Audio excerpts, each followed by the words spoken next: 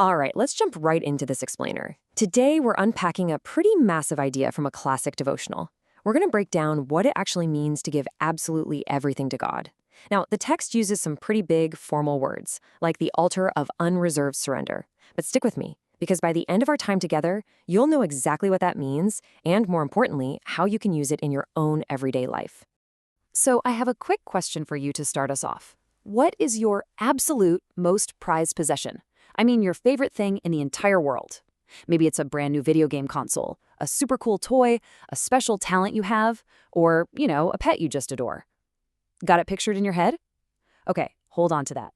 Now, I want you to imagine what it would feel like if you were asked to give it away. Not just share it for an hour, but totally, completely give it up. That little flip your stomach just did? Keep that feeling in mind, because it's exactly what this devotional is all about. Section 1, Abraham's ultimate test, the hardest test ever given. So the devotional points us to the book of Hebrews, which says, by faith Abraham, when he was tried, offered up Isaac. Now, tried is really just an old school way of saying he was tested. And wow, was he tested.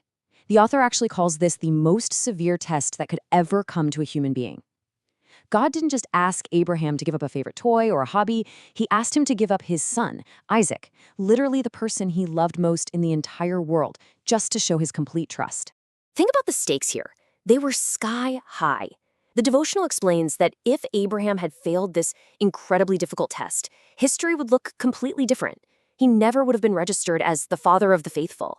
But because he passed, he became the ultimate, shining role model of what complete 100% trust really looks like.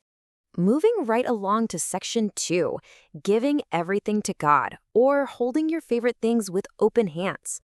All right, here's the big, crucial takeaway phrase for today. Unreserved surrender. Sounds kind of intense, right? But let's break it down. Unreserved just means keeping absolutely nothing back. Surrender means giving up control.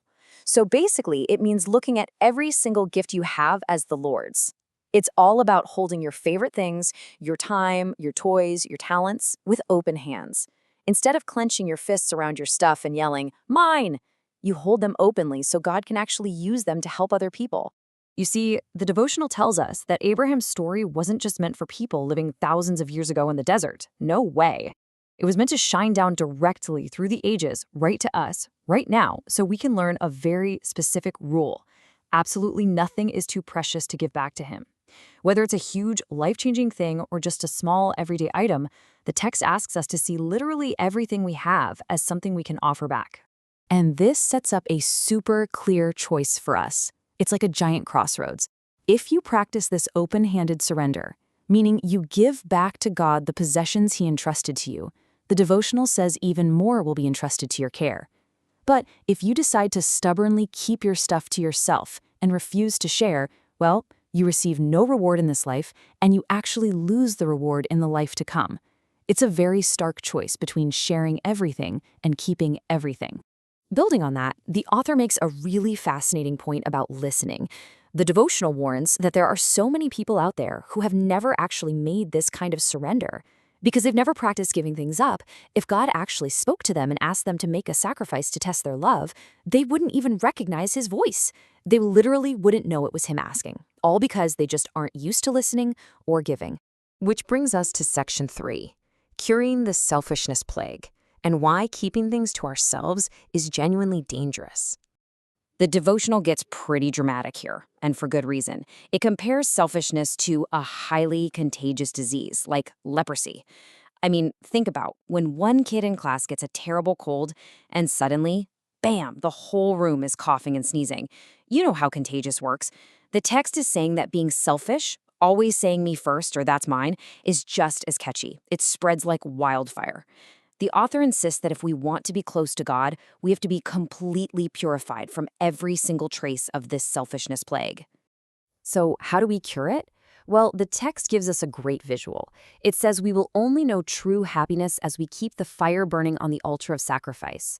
What that means for you and me is that true happiness doesn't come from hoarding all the toys or keeping all the attention squarely on yourself.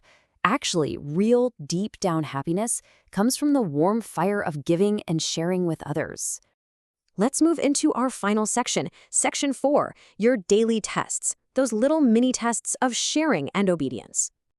Now you're probably thinking, wait, is God going to test me exactly like he tested Abraham?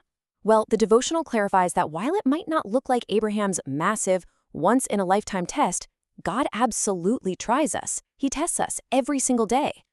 These happen under totally different circumstances. They're like little mini tests. Maybe it's a test of whether you'll share a favorite snack with your sibling, or whether you'll do your chores without complaining, or even if you'll tell the truth when it's really, really hard. But hey, here is some absolutely fantastic, comforting news straight from the text. When God looks for people to help him do his great work, he isn't searching for someone who is 100% perfect. Actually, scratch that. He knows we make mistakes. The devotional says he chooses his workers simply because they are willing to work unselfishly for him. He just wants to see that you're trying your best to hold your things with those open hands we talked about. Through staying connected to him, the text promises that perfection can be gained later.